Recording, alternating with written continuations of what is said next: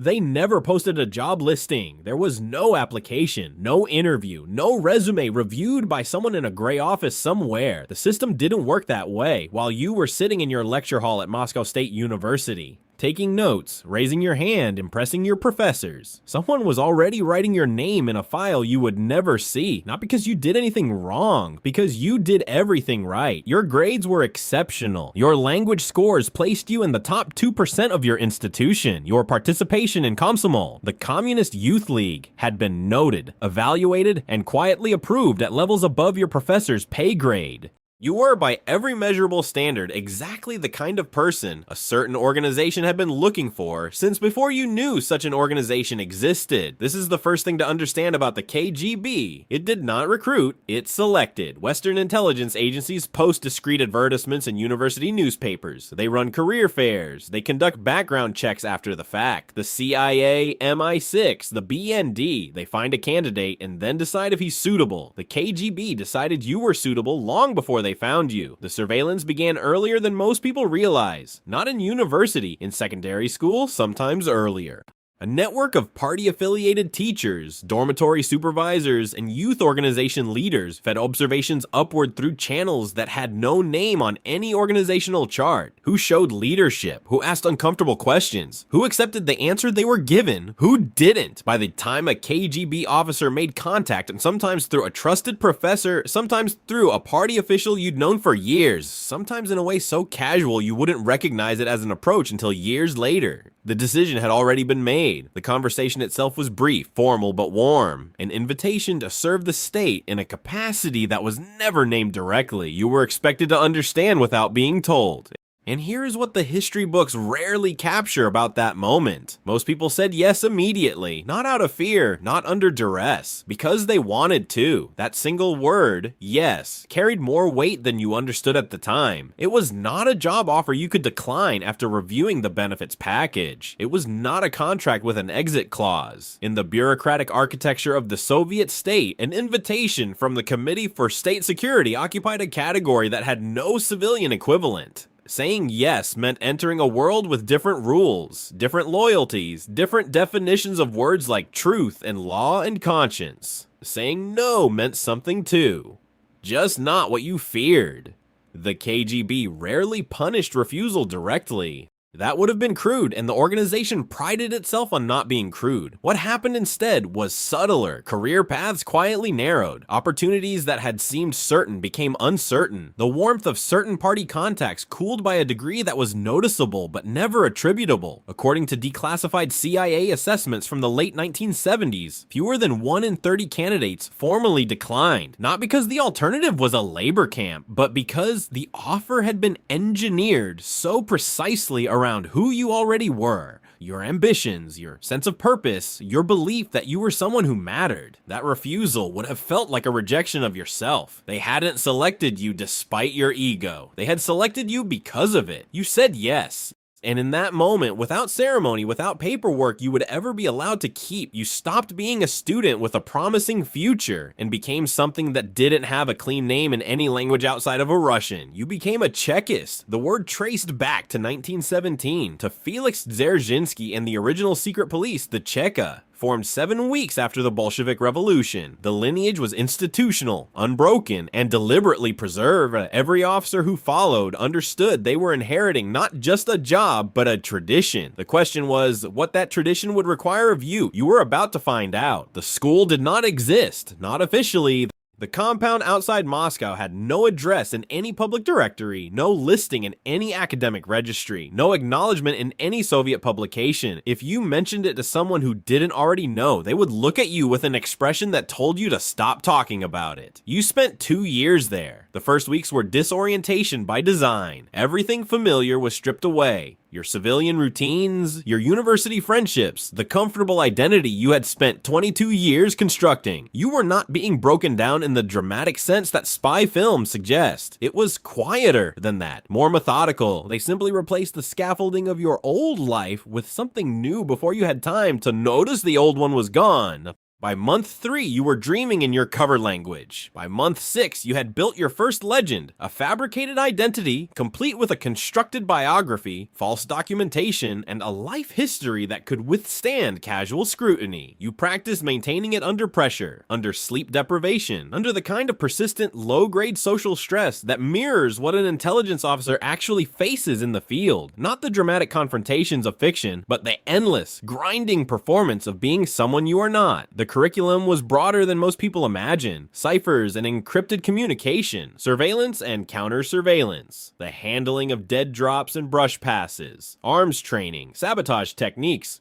Marxist-Leninist theory, and not as ideology. The instructors were past the point of genuine ideological enthusiasm, but as operational grammar, the shared language of the world you were entering. And running beneath all of it, woven into every lesson, was a framework so simple it fit on 4 words. Money, ideology, compromise, ego. Your instructors called it the architecture of human vulnerability. Every person who had ever betrayed their country, their organization, or their colleagues had done so through one of these 4 doors. Your job for the rest of your career was to find which door was open.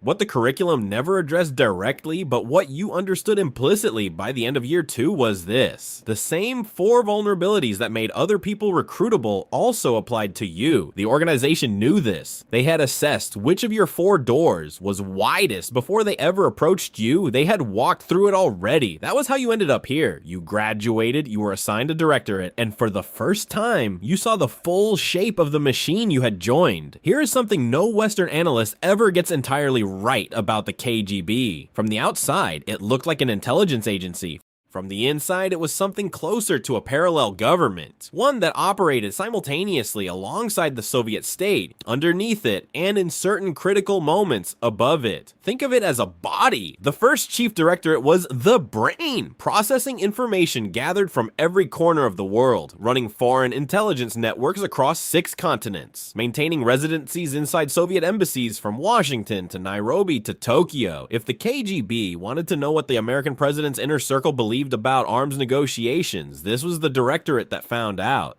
The second chief directorate was the immune system, hunting foreign intelligence officers operating inside Soviet territory, monitoring diplomats, surveilling journalists, running double agents back against the CIA and MI6 with enough success to make Western services genuinely paranoid about the integrity of their own operations. The fifth chief directorate was the hand, created in 1969 specifically to suppress political dissent within Soviet borders. It targeted not foreign spies, but Soviet citizens, writers, scientists, priests, anyone whose inner life deviated from the party line in ways the party found threatening. We will come back to the Fifth Directorate. It deserves more than a sentence, but here is what even most historians miss.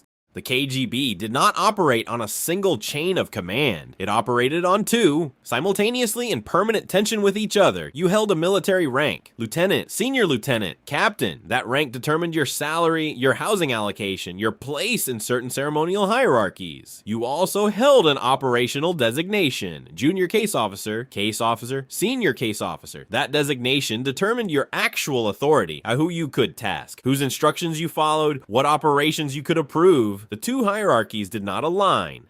A declassified CIA assessment documented cases where a major of state security, transferred into the first chief directorate, found himself taking operational orders from a senior lieutenant whose designation outranked him despite his superior military grade. In the KGB, your uniform told people what you earned. Your designation told people what you could do. Navigating the gap between those 2 things, that was the unofficial curriculum that no school taught and no manual documented. You learned it by surviving it. You are posted abroad. Washington, London, Paris, Bonn.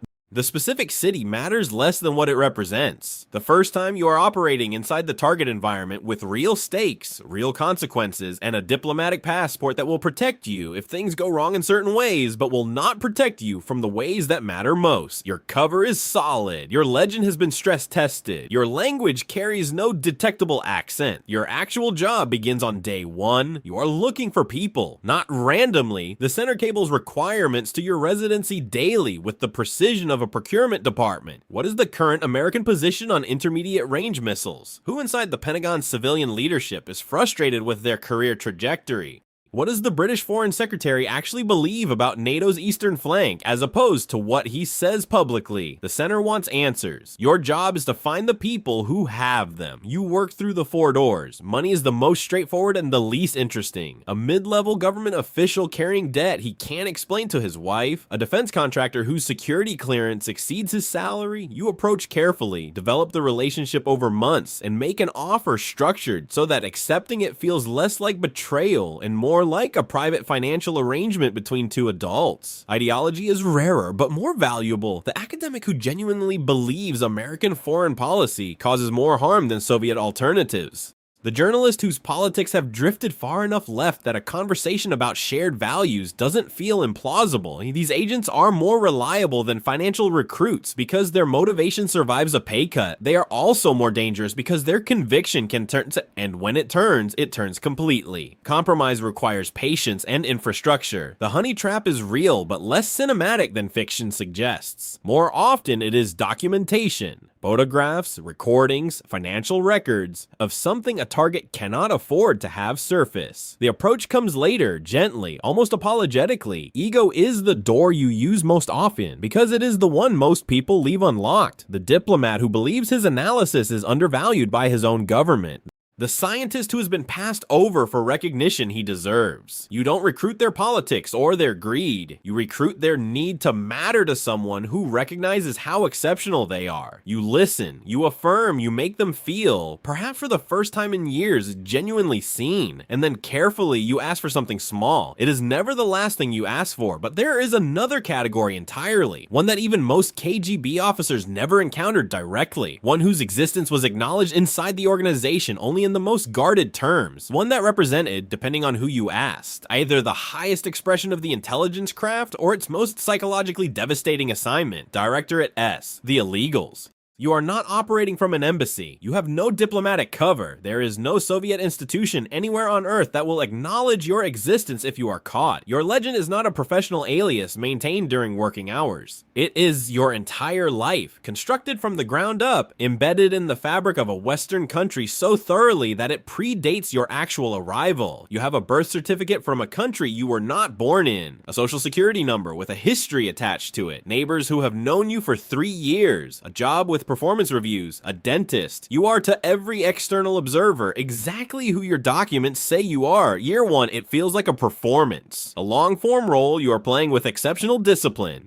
You wake up as the legend, move through the day as the legend, return home as the legend, but underneath you are still yourself. A KGB officer running a mission, maintaining operational awareness, filing reports through coded radio transmissions to a center that knows your real name, even if no one else does. By year 5, something has shifted. The performance has become habitual. Habitual has become natural. Natural has become, in ways you cannot fully articulate, true. You have spent 5 years eating the food, navigating the bureaucracy, absorbing the humor and the grievances and the particular texture of daily life in a country your government considers an adversary. You have argued about local politics. You have attended funerals.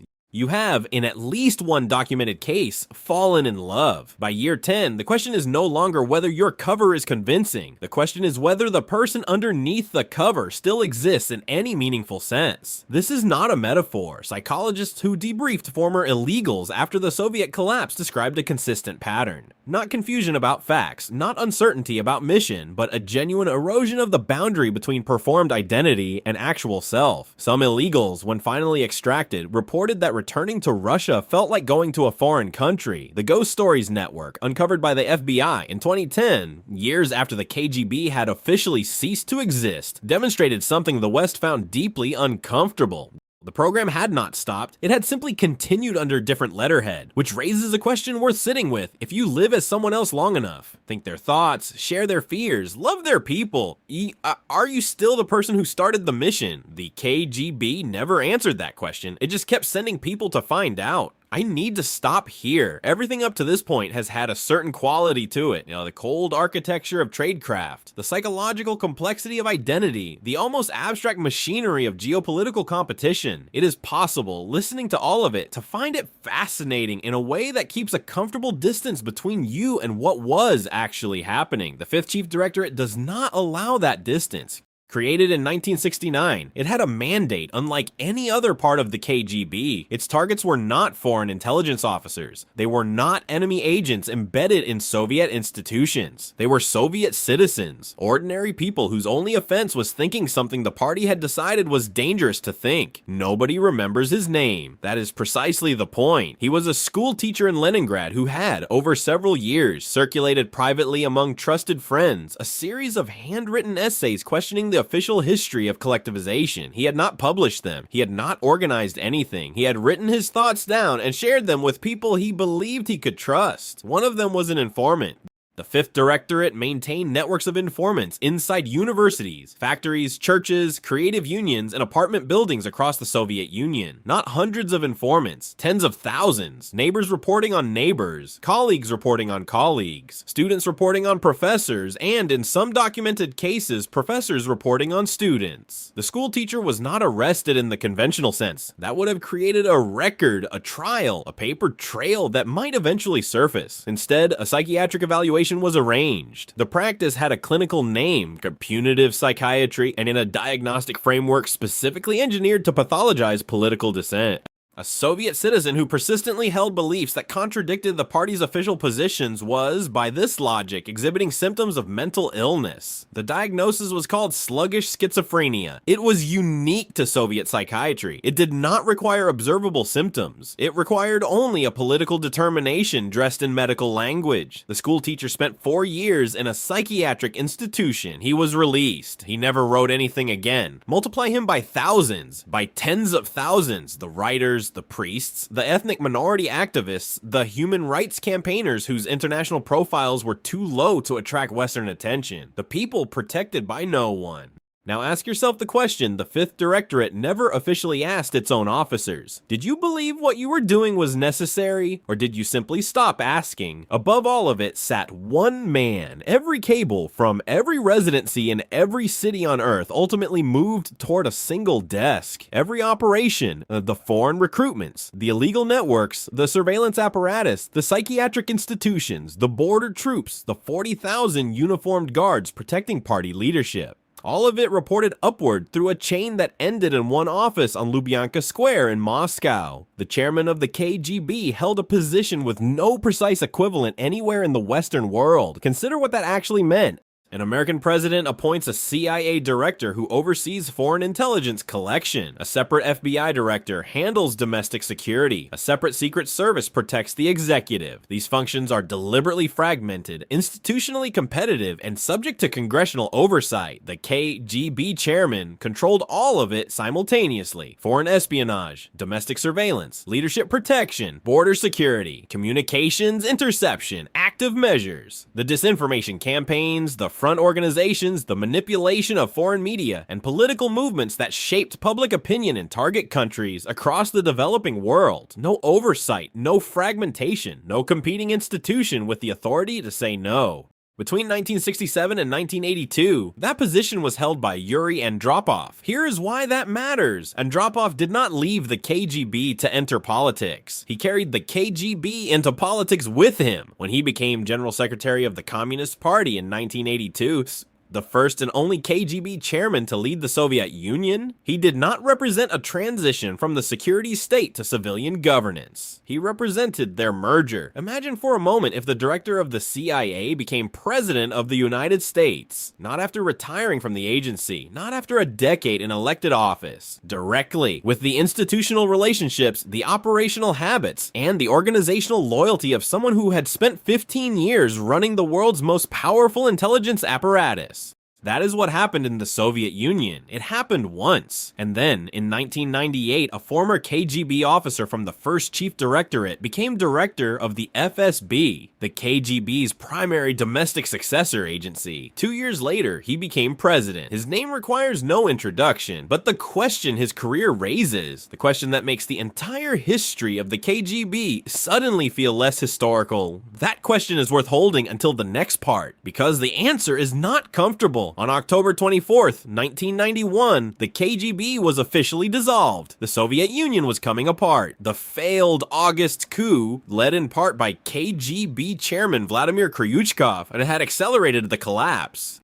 The statue of Felix Dzerzhinsky, founder of the original Cheka, was pulled from its base outside Lubyanka by a crowd that believed they were watching the end of something. They were watching a metamorphosis. The functions of the KGB were distributed among successor agencies with new names and new letterhead. The SVR inherited foreign intelligence. The FSB took domestic security. The FSO assumed protective services. The FAPSI absorbed communications and cryptography. The names changed. The buildings did not. The personnel did not. The institutional culture, the tradecraft, the operational doctrine, the fundamental conviction that the state's security requirements supersede individual rights, did not. A virus does not die when you rename the disease. What the West celebrated as the death of the KGB was, more precisely, its disaggregation. The monolithic structure had become several structures, but the DNA running through each of them was identical to the DNA Felix Dzerzhinsky had encoded in 1917.